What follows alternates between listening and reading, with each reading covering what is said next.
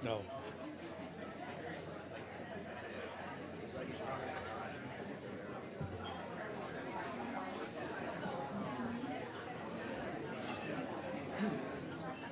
State University, Robert Conrad, and the Payne Fund.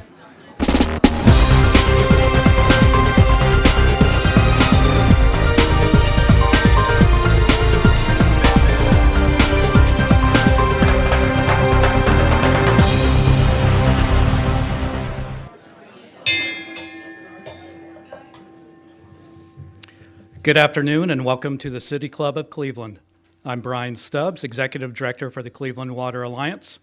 It's my pleasure to introduce you to today's speaker, past president of the American Society of Civil Engineers and chair of its 2017 report card for America's infrastructure, Gregory DiLoretto. Once every 4 years, America's civil engineers provide a comprehensive assessment of the nation's major infrastructure categories through the American Society of Civil Engineering's report card for America's infrastructure. The most recent report, released in 2013, gave America's overall infrastructure a score of D+. Drinking water received a D, meaning much of our nation's drinking water infrastructure is nearing the end of its useful life. A little bit of history. The majority of water pipes in the United States were built in the later part of the 19th century. The rest, as much as half of the water pipes laid in America's burgeoning metropolitan areas during the earliest 20th century, were made of lead. Hardly any have been replaced or overhauled. According to the American Society of Civil Engineers, water infrastructure needs $150 billion of investment by 2025 to bring it up to standard. However, funding for such improvements is lacking.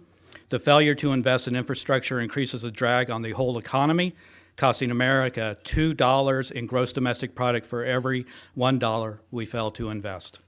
While Congress has begun to address the state of America's infrastructure, the work is nowhere near complete and has increasingly been left to state legislators, cities, and towns across the nation to bear the burden of failing infrastructure and to rebuild and invest in new projects. In this context, that Mr. DiLoretto joins us today. An industry and engineering veteran of 30 years, Mr. DiLoretto spent nearly his entire career in management roles of public works departments. He most recently served as the chair, or I should say, as the Chief Executive Officer of the publicly owned Tualatin Valley Water District in Portland, Oregon. He was inducted into the Oregon State University Academy of Distinguished Engineers in 2003 and was named the American Society of Civil Engineering's Government Engineer of the Year in 2005.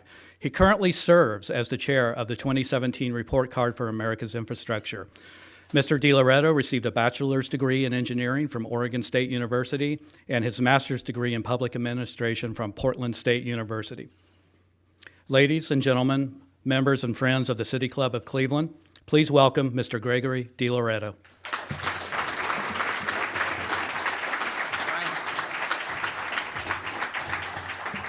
Well, thank you. I'd be remiss if I didn't make one remark regarding my organization. So as noted, I'm the past president of ASCE, and I went to Oregon State OSU. In the audience is the first person that followed me as president of ASCE, Randy Over, who also went to OSU, but it was Ohio State University. So there you go. So we have two presidents here today, and he's from Cleveland section here. So as noted, I am the chair of our America's Committee on America's Infrastructure, and ASCE represents over 150,000 engineers who work in your communities throughout the world on water systems, dams, roads, bridges, the electrical grid, and much more. And as noted by Brian, every 4 years, we assemble a team of infrastructure experts to look at 16 categories of infrastructure to evaluate the current condition of our nation's infrastructure and the amount of investment needed to keep it working for us and our economy. Now, this report card committee oversees the data analysis. I should explain. ASCE doesn't create the data that goes into this report card. It's already created. What we do is we gather the data, we analyze the data, and then from a matrix we put together, we create the grade for each of these industries. And we put it together in a report card, something you can understand from your days in school. Although, hopefully your report card looks a lot better than our report card, or you probably wouldn't be sitting here today. But it tells you how well you're doing, and like any good teacher, it tells you what you need to do to improve and how you could raise your grade in that topic. Now, This is down here. I'm up here. If the slides don't change, somebody say, hey, Greg, you're on the wrong slide, please. ASCE likes us to have slides. I just want you to look at me, okay? Look at me. Whether a pipe breaks, that happens every few minutes across this country, potholes or congestion, or rusty bridges that you observe on your way to work or play, America's infrastructure did not receive an overall grade of A, nor in any single category. So, it says in the speech that I have some good news, but I'm not sure exactly where it is. But let's start with the bad news. Since it's probably pretty clear by now that the 2013 report card on America's infrastructure gave us this overall grade of D+. There were 11 poor D grades, 2 of which were water and wastewater, and I'll tell you a little bit later, that was actually improved over the 2009. That means they're near failing and near capacity. There were 4 C grades, which is considered mediocre, and there is 1 B grade, and it's a B minus, and it's in solid waste because as Americans we love our garbage. Now, the bottom line is that we continue to see categories of infrastructure that simply are not receiving the maintenance or improvements they need for day-to-day performance and for long-term, and the infrastructure gap in this country is growing. So, I hate to say it, but just like every single one of us in this room, our infrastructure is up against 3 key issues: age, time, and money. By age, we've alluded to it, I think Brian and I were we're talking about water pipes, for example, in our nation's capital, that were installed before the Civil War. Now, as an engineer, we didn't design them to last 150 years. Maybe 75 to 100, they're still working. And that's a testament to the people that work for DC Water. And I think, Brian, you and I were talking, you have some wooden water pipes in your own city here. They exist. By time, we know that every bridge, pipe, dam, and road has a time frame where we expect it to keep working. And in many cases, the time's up. And finally, we're talking about the investment in infrastructure that's necessary to have a functioning, reliable infrastructure that we all want for our quality of life and our economic prosperity. Folks, America now has a $3.6 trillion backlog of projects to maintain and modernize our infrastructure by 2020. That's a 3 with 12 zeros and some change. That's to bring it to a grade of B. You know, as engineers, we're not standing up here and saying we got to have an A, although most of us wanted that in school. We're saying a B is good enough. It makes it good condition, meets our capacity needs. We need to get it to a B. Of that, water and wastewater account for $150 billion of that need. Now, it's a big number. And I got to believe for most of us, it's a number that's just kind of overwhelming and you just, forget it. But let me put it in perspective. You could buy all of the sports teams in the United States with the money we need to invest in infrastructure. Drinking water or basketball? It's a hard choice, I know. Now, here are some 5 facts I'm going to take from the 2013 report card that show the challenges America's infrastructure is being faced with and the impact to people like you and your businesses. Okay. Especially in our older cities, much of the drinking water infrastructure is old and reaching the end of its life. And you think about the roof on your house, right? You can maintain it for so long and then you have to replace it. I had a wooden shake roof on my house, built my house. Every 5 years I had the roofer come out, do some repairs, replace some old shakes. Finally, 2 years ago, house 30 years old, he goes, Greg, can't do that anymore. You got to replace your roof. So I had to replace the roof. In the U.S., the age of our pipes is showing. There are 240,000 water main breaks per year in this country. I'm sure none in Cleveland, right there. They're all working fine, right?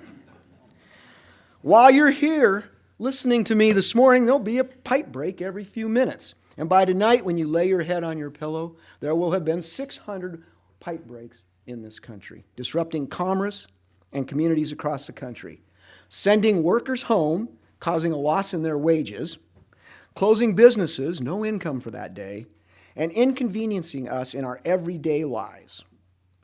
Just ask the folks in Flint, Michigan, how inconvenient it is not to have safe, reliable drinking water.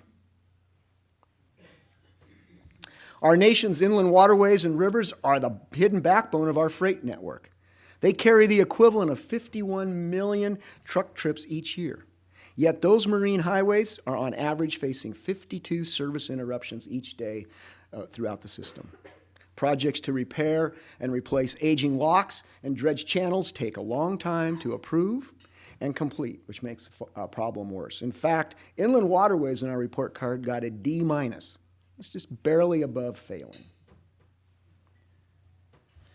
1 in every 9 bridges in the U.S. is rated structurally deficient. Now, if you haven't seen the YouTube video done by Stephen Colbert, you got to watch it. Because he points out, well, that means you have an 88.9% chance of making it safely across the bridge. Now, while structurally deficient doesn't mean that they're going to fall down, it does mean that more than one of their elements is caused to be flagged for increased inspection. Essentially, structurally deficient bridges are on a special watch list for the safety of the traveling public. And the fact is, we don't think about it. We drive across the bridge every day. We have confidence that it will get to the other side. U.S. dams provide drinking water, hydropower, and flood control. I know the water agency that I ran, our water was stored up in a reservoir up in the mountains, and that dam actually happened to be sitting on the Cascadia subduction zone fault line. Smart move back in 1973 before we knew that.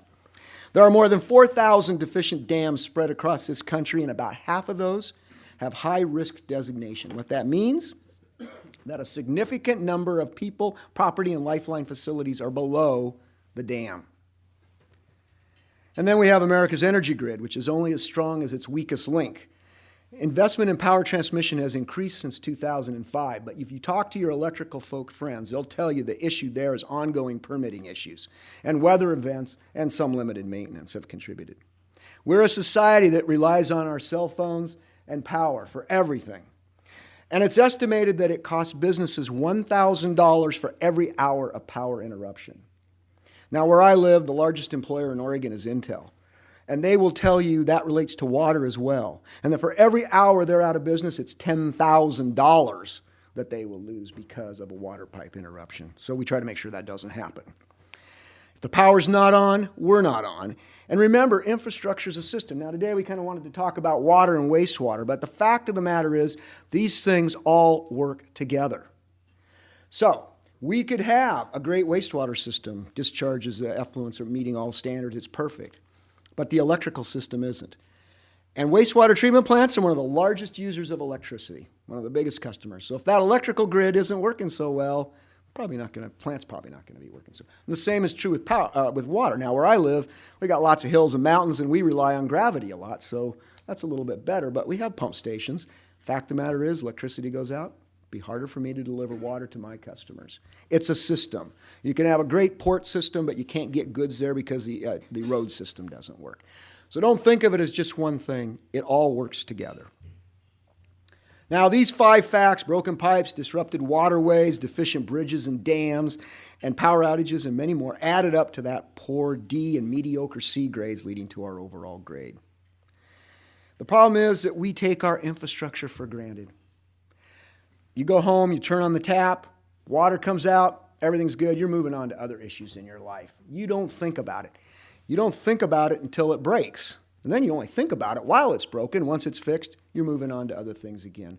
We take it for granted. And yet you couldn't inhabit your house without a functioning water and wastewater system. This is just as important as the roof that's on top of it. Now, I said there's some good news. Well, a little bit. So from 2009 to 2013, we saw some positive trends. As you can see from the slide, we saw improvement in 6 areas of the 16 categories that we surveyed. And water and wastewater were 2 of those. They went from, can you believe this, a D- to a D. So we made some improvement. And again, let me point out for those of us that are in the water and wastewater industry, this wasn't a rating of water quality or discharge. This was a rating of the physical condition of the facilities that we use to provide those services. When I used to go to the MWA meetings with Chacher, I used to get criticized for that point. So I want to make sure we all understand that. It's a good point.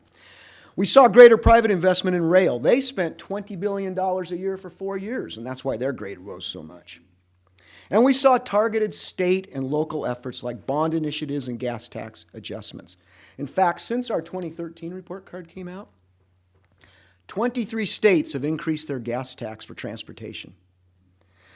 Now, we've seen a short influx of federal money. We had the stimulus funds that went for paving projects and some small water and wastewater projects. And that, frankly, did help raise the grade a little bit in water and wastewater. So while some sectors improved, while others continue to fall behind, the answer is simple. Where we saw investments were made, the grades rose. Now, we don't do the report card for the sake of the report card. We do the report card as an educational tool to help us understand that we need to invest more in our infrastructure. So, after we came out with the report card in 2009, legislators in Congress and states would say, well, so what? Who cares? I got some D's in college, and look at me. I got elected to Congress. So, why does it really matter? And so you might ask that, why does it matter? What does it mean for our country? So in 2011, ASCE retained the Economic Research Group from Boston to answer that question for us in a series of reports titled Failure to Act. And those reports look at the economic impact over 10 categories. They don't look at them over all 16. We took the 10 biggest ones that had the biggest need. And they look at it over those 10 categories. And they look at the economic impact that our aging infrastructure will have on America's economic bottom line, both in terms of the next few years as well as in the future. Now, yesterday, we released an update to that report titled Failure to Act, Closing the Infrastructure Investment Gap for America's Economic Future. So we just finished releasing that. We did a media thing. You may start seeing stories about that in the media. If we continue to bury our head in the sand and not increase our investments, the problems escalate and cause the following effects by 2025. In the big picture, the overall impact to the U.S. gross domestic product will be a drop of $3.9 trillion. That is equal to the current GDP of Germany today. Germany's a pretty industrialized country, pretty successful. That's equal to that. Water and wastewater alone account for $500 billion of that drop. The U.S. will lose 2.5 million jobs in the year 2025. 500,000 of those are from water and wastewater underfunding. 2.5 million jobs. If I looked at the census right, that's more than more people than live in metropolitan Cleveland. Jobs gone. And these are high-paying jobs, lost as a result of our inefficient infrastructure. We're no longer globally competitive. Jobs go elsewhere. Businesses will lose $7 trillion in sales over that period. $900 billion in the water and wastewater because we can't supply businesses with those services. It's an economic argument. And by 2040, hey, let's say we just say, okay, it's overwhelming. We wait till 2040, those numbers go up to $14 trillion in our GDP and $29 billion in lost sales for businesses. Big, big numbers that are frankly overwhelming. But we asked the economists to say, okay, well, that's overwhelming. What does it mean to you and you and you? What does it mean to your household? And he was able to calculate that each year our families will see $3,400 less in disposable income, things we could spend on other products and fun things we want to do. That works out to about $9 a day, $270 a month. Over the next 10 years, that's $34,000 that you won't have to invest in your child's education, to put away towards your retirement fund. Not to mention, your quality of life is worse. More water breaks, more congestion on our roads. But this updated report had a little bit of good news. What it showed was, in all the categories we surveyed except transportation, this gap has stabilized. We didn't make it any better, but at least it hasn't gotten worse in the last, 4 years now since we did the original report. Transportation, on the other hand, got worse. Transportation got worse. It has I believe it's a $1 trillion gap it needs to fill.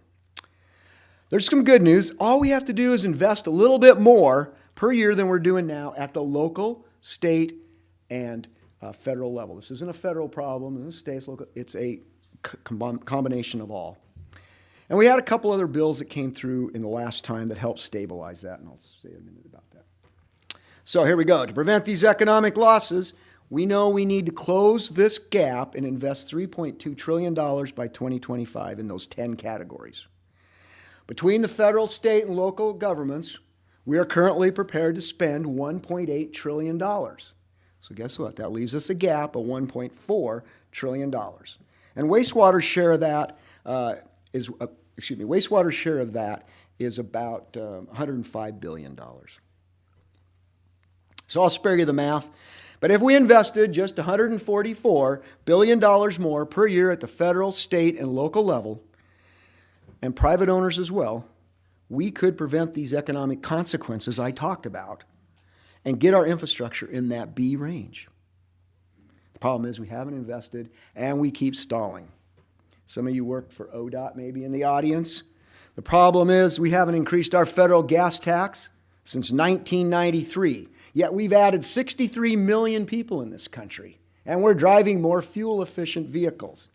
The recent federal legislation, the FAST Act, it doesn't do anything to close the transportation gap. It provided security that you're going to get 5 years of funding, but it didn't add anything to it. So we have a $1.1 billion transportation gap. It is the largest gap of all of our infrastructure. And we're not the only ones at ASCE that see this need and the opportunity that infrastructure presents for the U.S. In a recent report by McKinsey and Company, they chose infrastructure investment as one of the top 5 game changers that could turn the U.S. economy around by 2020. And we have a lot to lose and even more to gain. We agree with their statement. In the short run, they found that infrastructure could add substantially to our GDP. And they've calculated or evaluated how long-term gains are going to rival some of those other game changers. Everyone is affected by infrastructure. Everyone. Whether you work directly in that industry or your business benefits from that industry. Now, when you look at it as a percentage of GDP, you see that the U.S. has a more significant gap than its developed counterparts. However, it's worth noting we only spend about 1% of our GDP on infrastructure. And we only need a 1% more increase to turn it around, to strengthen that. It's interesting to note in the 50s and the 60s, we were spending somewhere around 4 to 5% of our gross domestic product on infrastructure. You know, we were building the interstate highway system. Early 70s, we were building wastewater treatment plants. We had the Safe Drinking Water Act. We were spending real money on our infrastructure during those years. So we believe that while we've got a $1.4 trillion problem on our hands, there's 3 solutions that we believe will help improve the grades in every infrastructure category. First, we need bold leadership and a compelling vision. Kind of hard to come by, but we need that. That strong vision has to originate with strong leadership at all levels of government, at the federal level, at the state level, and to local level, to find solutions to fund and to build infrastructure projects. Now, we're seeing some bold leadership. Those 23 states that passed a gas tax, that was pretty bold leadership. And those weren't all Democratic states, by the way. Wyoming, for example, with a Republican governor and a Republican legislature, passed, I think it is a 10-cent gas tax increase. So it's doable regardless of what side of the line you might be sitting on. We've seen city councils pass water and wastewater rate increases. The organization I used to work for, we did a rate increase every single year. Communicated with our customers, rate increases were able to be kept small, and we were able to fund our system. It took every single year to do that. So we're seeing that kind of leadership. But in order for that kind of leadership to occur, Americans need to let their elected officials know that they want a functioning infrastructure, that it's important to them for their economic prosperity and their quality of life. They got to hear from us. We also need to build sustainability and resiliency in these projects we design. We can't have Hurricane Sandy's coming through and ripping out everything we did. We've got to think about that in the future. And we've got to do life cycle costing. You've got to think about this thing from the start till the last day that you decommission it and design and build it that way. It's cheaper in the long run, and it will last longer and perform better for us. And finally, we've got to agree on how to prioritize and fund strategic new investments. This problem didn't occur overnight, and it's not going to go away in one day. So we got to fund it. While infrastructure investment has to be increased at all levels, it's got to be prioritized and executed according to a plan and a national vision. Again, the good news is that the grades did improve in a number of categories, which is evidenced by these key solutions. Now, a couple of things. Chach mentioned that you folks are spending a lot of money here. And when we did the 2009 report card, we were criticized for that. We were criticized as only presenting bad news. So in 2013, we did some examples throughout the report card of good things that agencies were doing in the name of investing in infrastructure. And we will do that again, but in the 2017 one, we've done a thing called Game Changers, where we go out and we talk to agencies. So what are you doing that's different, that maybe will decrease the cost of infrastructure, that may be setting a trend for the future? And we will add that as well to whatever news we come out with. My personal favorite is the area that my water utility was. It was a wastewater utility. We were side by side. And their latest thing is, as you know, Portland's kind of the microbrew capital. Well, the beer folks have embraced the notion of reuse of wastewater to make beer. And I think if that's not a game changer, I don't know what is. So the question then becomes, what can you do? We're having this conversation. This is a conversation, Dan tells me. So we're having this conversation. What can you do? Because I've talked about some big numbers, right? You're going to forget it. You got to keep the dialogue going. It sounds funny, but you need to have this conversation about infrastructure around your kitchen table. You've got to have this conversation. Now, I'm sure you have it. When you come home after spending time sitting in traffic and you're grumbling about how bad it was, I'm sure you had it. In fact, do you know Americans spend about 35 hours per year stuck in traffic, almost 1 week, just stuck in traffic? When that water line broke, I'm sure you had the conversation because it was an inconvenience to you. So you had it on the table. Water line got fixed. You moved on to something else. You got to have this conversation about infrastructure, which is a word in itself that needs defining. There's a group called Build America's Future, which was founded by former California Governor Schwarzenegger, former Pennsylvania Governor Ed Rendell, and former New York Mayor Mike Bloomberg. And so the story goes, when they were forming it, apparently somehow Governor Schwarzenegger's kid was in the room, and he pipes up, "Daddy, what's infrastructure?" And he looks at him and he goes, "It's what Daddy blows up in the movies." So your part of the job is you've got to contact your elected officials, and you've got to talk about the importance of infrastructure to your quality of life and your business. If they don't hear from you, they're moving on to other issues. You have to recognize that an investment in infrastructure, it doesn't come from a fairy godmother. I don't know how many times I'm doing a media interview, and the reporter will say, "Well, Greg, how do we pay for this?" Each and every one of us that uses the infrastructure is how we pay for it. It's a user system. No matter what it is, it's a user system. You know, we can talk about the federal government paying for it, but who's that? That's us. We can talk about the city council doesn't pay for it. That's us. We have to commit to it, that's important. So then I ask you, are you willing to pay your share of the additional $1.4 trillion we need? Now, does anybody out here have an additional $1.4 trillion? If you do, give me a check. I'll be the one to dispense it out to the agencies, and this problem's solved. Given that I don't think you do, it sounds like a lot of money, but think about this. It's only $3 per day per household, or about the price of a cup of Starbucks latte. And that's a household. So, if there's 4 of you, one of you can still have the coffee and share it with the other person. You don't have to give it up altogether. But are you willing to give up $3 a day for, to pay for this? Remember, poor infrastructure is costing us $9. If you're spending that, you're losing that. Good infrastructure will cost us $3. That's a $1 to $3 return. I know my IRA is not getting that kind of a return right now. Would you support a gas tax at the federal level or state level to fix those deficient roads and bridges? We had an opportunity when gas prices were dropping like a rock. 10 cents, we wouldn't even have noticed it. We'd have passed through that and passed on out of it. We didn't do it. Would you support an increase in your water and wastewater rates so we could fix these 240,000 water main breaks a year? One of the problems is, and I'm guilty too. When was the last time, and maybe some of you did, I hope, go down to your city council meeting or your district meeting during the water rate or the wastewater rate hearing and go, you know what? This is really important. I want to be able to drink water out of my tap. I don't want it to fail. I want to flush that toilet and know that it's leaving my house. Have you done that? And we don't. We tend not to do that, and we need to if this is going to change. Bottom line, making needed investments in infrastructure will help save American families and businesses billions of dollars. Without action, it's going to cost us.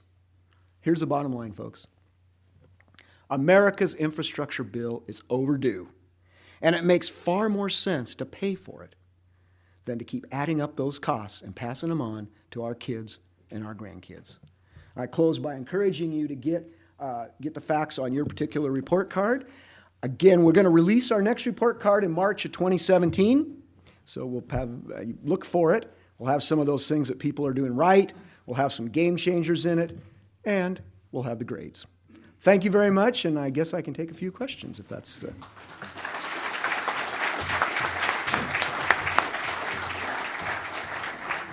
Thank you very much, Greg. It's a pleasure to have you here in Cleveland, where I feel I should point out that it was the bold leadership of Mayor Stokes and his brother Lou Stokes that played a huge role in spurring the other bold leaders to create the EPA and the Clean Water Act and other things. So we should note that. I feel like we should note that. Anyway, today at the City Club of Cleveland, we're enjoying a forum featuring Gregory G. Loretto. He's chair of the American Society of Civil Engineers 2017 Report Card for America's Infrastructure.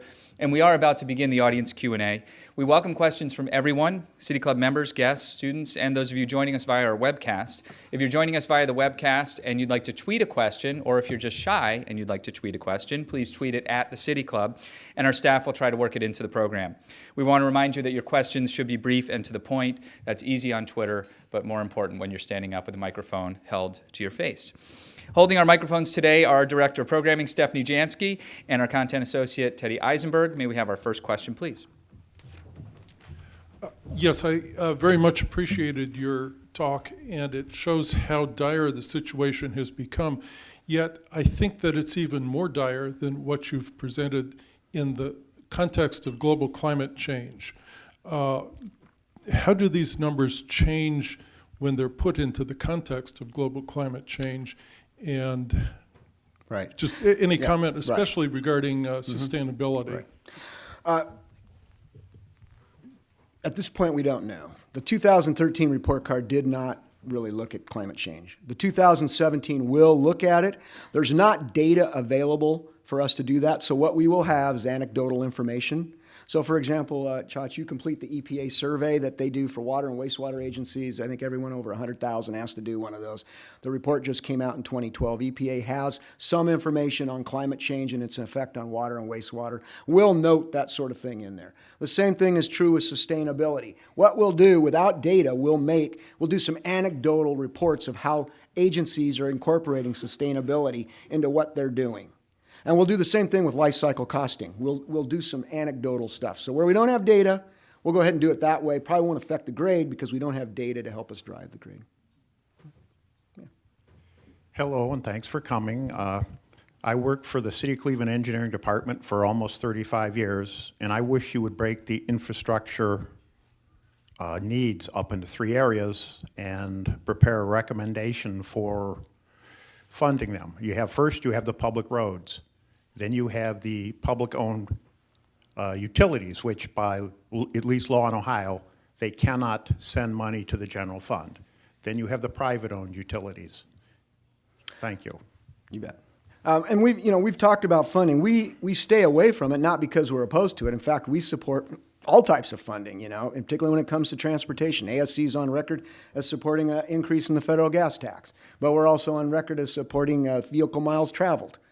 So we don't put our report card together to try to specifically decide how methods you fund, because they tend to be area specific, and we do them differently. Water and wastewater, we've talked about that. It's a user-paid system. That's what it is. Now, there might be other ways of getting revenue in, but it's paid by the users back. Other questions? You made a very compelling argument about, number one, the importance of being informed, and then number two, being proactive in order to get some of these things done. Are there any best practices anywhere or any centers of excellence where people are especially focusing on the young, not only the millennials, but really young children, because they're the ones who are going to inherit this problem? Right.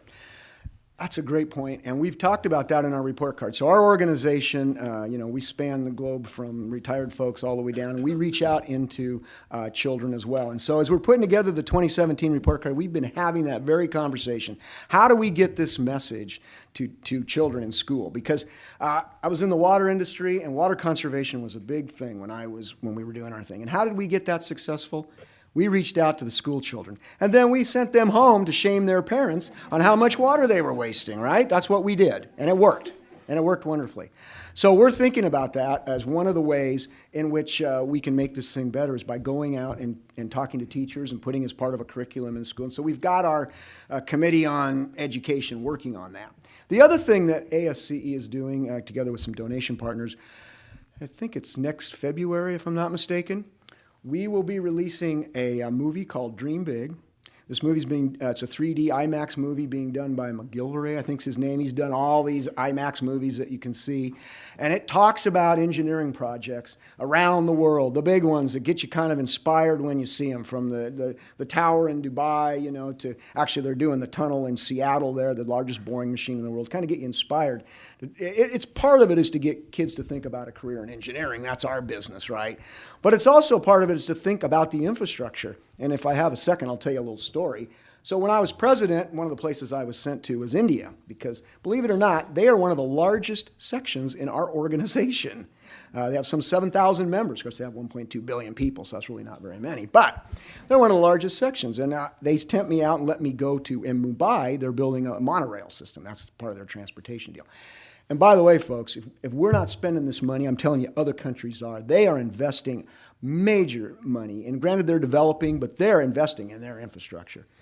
So the man there, he's actually from the United States, but he's an Indian, he's taken me around. He said, my son, all he wanted to do was be a computer guy. That's what he wanted to do. I took him out here, and I showed him this monorail, and he's going, oh, wow, this is so cool. I want to be a civil engineer. So that's kind of what we're doing. And hopefully that infrastructural thing will get in young people's minds that there's more to life than video games and computer systems and that sort of thing. The interesting talk. There was a slide showing some comparisons with other countries, and I was not able to see that. How does our report card compare to, say, Italy, France, Germany? Right. Well, to be honest, we're the only ones that do a report card. Canada has just finished one, and I haven't seen the results of it. And I know Japan is interested in doing one, but the rest of them haven't really done a report card. One of the problems we found, and I've talked about this around the world because they want to do a report card. Unlike the United States, where, believe it or not, all our data is transparent, right? You can go get it. We're not owned by private companies for the most part. In those other countries, the data is not readily available. And so they haven't. I know the Japanese, when I met with them, they were very concerned that their infrastructure is aging. It's all was built after World War II for the most part. So it's approaching, 70 years now, 75 years. And they're trying to get their elected officials to understand that you got to invest in infrastructure if they're going to remain economically competitive in the United States. I've been to Germany. I got to tell you, that Autobahn is pretty darn cool, man. I really got my car up going fast on it. But they're spending, as I mentioned, they're spending between 4% in Europe on infrastructure compared to our 1.5 to 2. Hi. So I'm really compelled by your talk. I'm not an engineer, so I don't really understand much of what you were saying. So I'm kind of curious about where you would start. It just seems so huge and overwhelming. And we had what's the bridge in Minneapolis that fell, and then all of a sudden we had to fix that. So sort of how do you even start with the amazing amount of infrastructure that needs to be replaced? Right.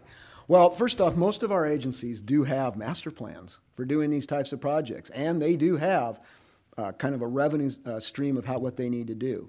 So the start is we continue doing what we're doing. And I mentioned it here, we got to start doing some strategic planning on it, but we continue doing what we're doing. What we need to do is invest a little bit more money so that they can do a little bit more out of their master plans that show these are the projects that we need to do. We find the same thing in fixing dams. The projects are out there and identified. We need to strategically prioritize which ones go first, and we need to have additional resources so they can do it. Now, the fact is, again, even if this $1.4 trillion shows up tomorrow, you can't do it. You don't have enough people. You don't have enough construction workers. You don't have the designs done. You continue doing the master plans that we've done, but we need additional money so we can do them, so that we can finish the ODOT transportation plan that they've probably developed, right, that you have to do in order to get federal funding. The projects are out there, and they're listed. We need additional money so we can start doing those that are on the list and moving up. Hi, my name's Erin Huber, and I'm with a local nonprofit called Drink Local, Drink Tap, and we do work in schools with kids, so I'm glad that you brought that point up. It's important to talk to them about water issues.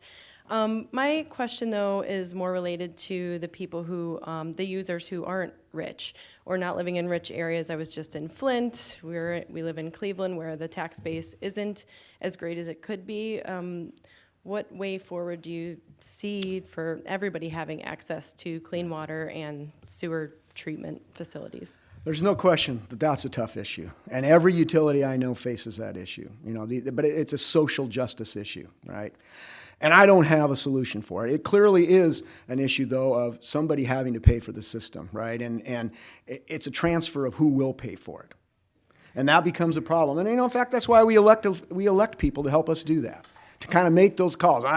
I do engineering and public policy kind of things, and I can advise somebody, but that's what they have to decide. How is that transfer going to occur, and how is it going to happen? The agency I worked for, Brian and I were talking about it. My organization, we weren't in that kind of business, so we went through an organization called Care to Share. And we actually took donations from our customers, and you'd be surprised the number of our customers that donated money to help those people. And during the 2008 recession, it was really gut-wrenching, to watch that. It was terrible. We took donations from those, and that actually we had more money to fund than we had people that needed it. So it is a way, but again, it's a much broader issue. What I'm trying to do with my report, what we try to do, is to point out what your need is, and the fact of the matter is, though, at the end of the day, even everybody that uses the system, it's the same with your cell phone and your cable television, right? And that's a question that I always bring up, when I'm comparing my dish network with 65 home shopping network channels, or my water bill, which I got to tell you is 1/3 of my satellite dish, and I don't even get any premium channels. I'm asking myself, which one's more important and which one I could live without? I mean, I got to tell you, I could live without that satellite dish, except for sports. I got to figure that one out. I could live without it, and I can't live without water, and I can't live without wastewater. And I've been to countries where you couldn't drink their water when I was doing the president deal, and that was just awful, So. Hi. Can you tell us a little bit about the process that you use to come up with the grades, and how is it that you have it's something as a D and maybe isn't a C or D minus or something along those lines? Yeah, I mean, to some degree, a little bit of that is subjective. We decide as based on our expertise. So you look at our committee, and it is comprised of individuals that are experts in all these fields. So in fact, where's Mike? I saw Mike sitting here somewhere. There he is. Mike's on our transit. He does the transit piece for us there on for the report card. I'm working on. There's like 3 of us working on water and wastewater that are from the water and wastewater area. So we look at these categories, and the areas are capacity. We look at the capacity. We get the data. Again, remember, we don't create the data. It's already published, and we just use that. And then we compare it. It's kind of a comparative, to other things. We look at the condition. We spend a lot of the weighting is on funding, okay? Whether you have enough or whether you don't to meet what you said you needed. We look at operation and maintenance. We get data saying, are they operating it? What is their backlog? How much do they have to do? We look at resilience, and then we look at how they've been innovative. And then from that, it's subjective. We take it through and we say, are there other events out there that are driving this? Are they overall nationwide, are there other events driving it?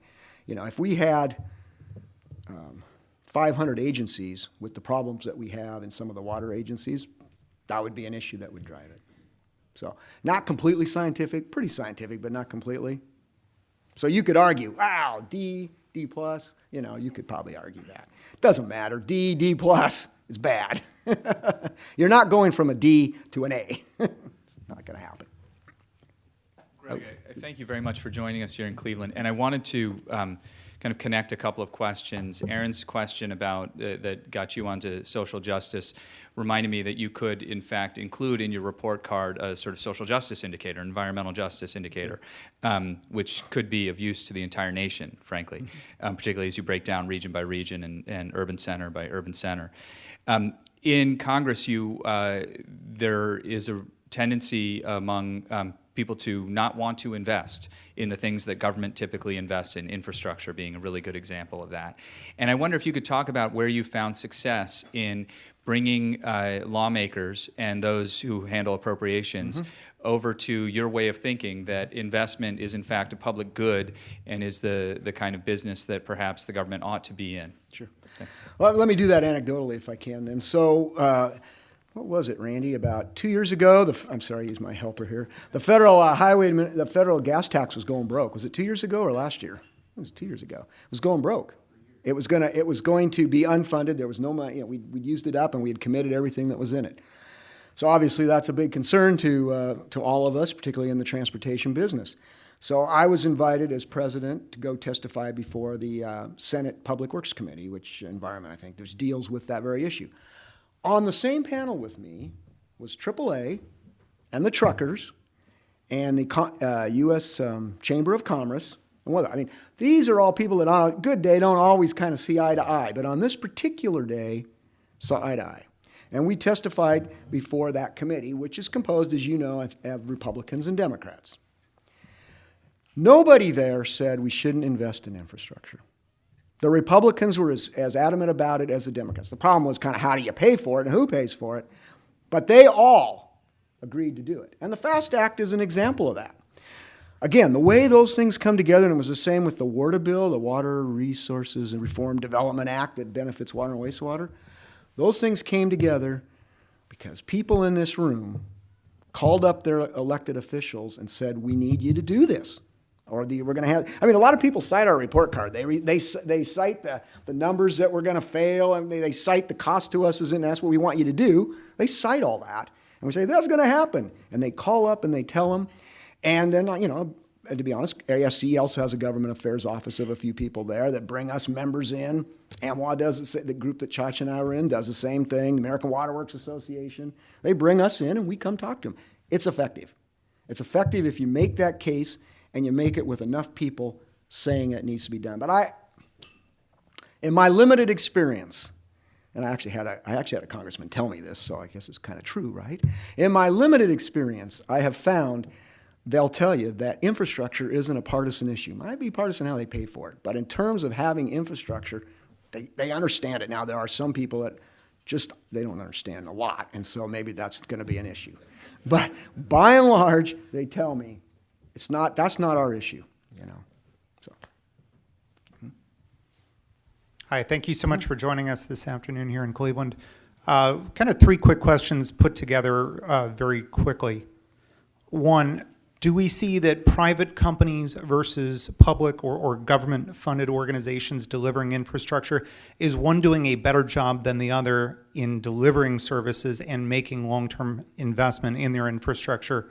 And two, does the report card call out innovative practices specifically with funding these large-scale projects that are having success in different parts of the country? And if so, could you elaborate on one or two of those that jump out? Thank you. One of our solutions, of course, are P3s as an opportunity for P3s, if you don't know, that's public-private partnerships. So that's one of the solutions that could be used. We're not seeing necessarily one doing better than the other. Certainly in railroads, they can raise their money, and maybe that's a little different than if the wastewater agency here goes out and has to raise rates. But we're not necessarily seeing that that's that much different. We're seeing some cases where, we hear this conversation, well, let's privatize the wastewater agency, or let's privatize the water agency. They've tried that.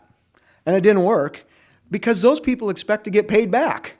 And if your rates are already too low, they're not going to be high enough for those folks to be able to make enough efficiencies, if they can make any more efficiencies than you're doing, which, to be honest, I haven't seen enough, to make that work. It's a partnership, okay? Now, the electrical folks have told us, anyway, that in terms of investment, they're pretty good on that. Their problem is in permitting new facilities, and that's their biggest problem in getting facilities permitted. But again, it's one of those where you've got to figure out what works best. And I know the agency I worked for, I was talking to Brian here, I did have a private agency run the water treatment plant because they had an expertise no one had in our organization or any of the organizations. And I wanted to assure the public that expertise was there. And so that made perfect sense. It was cost effective and it worked. Thank you for coming to speak today, Greg. My question is, you identified $3.7 trillion of improvements. How long would it take to implement all those projects? A long time. Long time. Well, you got to remember, though, we're talking that kind of money over, what are there? How many agencies out there are doing it, right? So it's not like one agency has to implement $144 billion a year for the next 10 years. It's a whole bunch of agencies that have to do it. And so I don't think it's unreasonable to think that if we could close the gap, that we could actually do that we could actually, as a country, spend $144 billion a year and do projects. Now, we have some challenges, as anybody that works in the industry knows. We are a very collaborative society, right? So we work together with all the other agencies that are around us to try to make these things come together. You do an environmental impact statement. You work with a lot of agencies and people to make those come together. That takes work. But the fact is, you could do that. And so, it's not unreasonable to think that an additional $144 billion spread across the entire country might not be able to be done. And maybe it takes a little bit longer. Gosh, we just got to get started. How you doing? Great talk, very informative. Robert Davis, Director of Public Utilities for the City of Cleveland. As a part of the Water Utility Council, we go to Washington, D.C. every year and solicit our congressional leaders with regard to WIFIA, Water, Wastewater, Infrastructure Innovative Act. And so I wanted to know if you can update us a little bit on where that is in terms of tax-exempt bonds and things of that type nature as we move forward, because obviously funding and coming up with the funding sources is we know the need is there, but now we need to figure out how to fund it. Well, it's a great question, and I don't have all the answers. I only have what I've heard from our government folks, so it's a partial answer. I know we've had an issue with getting WRDA funded to the level that it was supposed to be funded when the bill was passed, what was that, 2 years ago, I think it was. And so certainly ASCE, amongst other organizations, we do our fly-in every year, and we go up and that's been one of our talking points. So I hit both my senators and my congressmen about that issue. I'm in a Democratic state. It's not hard to talk about that kind of an issue. So that was good. In terms of WIFIA, the same thing, trying to get adequate funding for WIFIA. So, but I do know, at least I was told, that the tax-exempt piece is now in there, okay? So and in fact, when it was going through, we argued, don't make it taxable bonds, who's gonna sell them, right? They gotta be tax-exempt. That's the one thing we have that can lower the cost, at least to us as agencies, on our projects. Anybody else? Excuse me for being slow to rise. Oh, no problem. I'm Pat Carey, and I'm active with what's called the Western Reserve Resource Conservation and Development Council. And our primary emphasis, of course, is on preserving natural resources and using them expediently when needed for development. It's clear that there's going to be waste of those natural resources when you have breakdowns of the infrastructure. But I'm wondering what other kinds of costs to natural resources or waste to natural resources occur when we don't look at the infrastructure, and what kind of partnerships we can develop to be effective together. Wow, I think you win the stump the guy question here. You're absolutely right. As we have an ineffective infrastructure, let's just take water. We're just wasting water out the pipes if we're not fixing those leaks. Okay, that's a waste of water not only from the point where it comes out, but from the point where we're storing it and where we're collecting it. So we have to bring in that much more water because we're wasting it.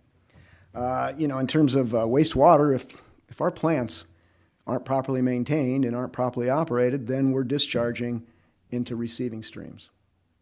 In terms of materials, we end up, I think I said it in this talk, or I gave another one this morning, so I apologize. We are moving past the point of repair with our infrastructure to the point of replacement on our infrastructure. And so from that perspective, we're now going to spend more money and we're going to use more resources than we would have had to use if we'd have done it the first time and spent those incremental amounts. As for partnerships, there are a number of them that we want to work with, obviously. In the area I come from, urban planning is an important one, so we're quite active with, of course, the Sierra Club, and we have a thing called 1,000 Friends of Oregon, which happens to deal with how we manage our land use in Oregon. And so all of our agencies work with those folks. So it's kind of a weak answer.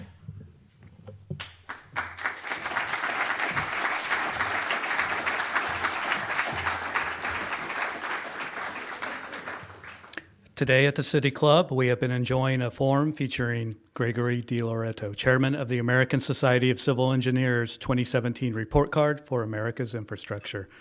Today's forum is part of a year-long series examining the value of water, sponsored by the Northeast Ohio Regional Sewer District and presented in partnership with the Cleveland Water Alliance.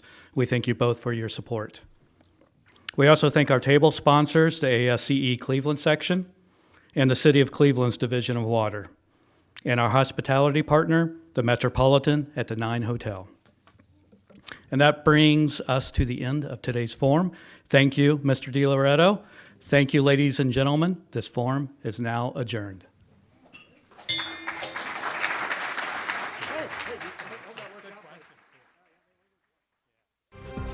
For information on upcoming speakers or for podcasts of the City Club, go to cityclub.org.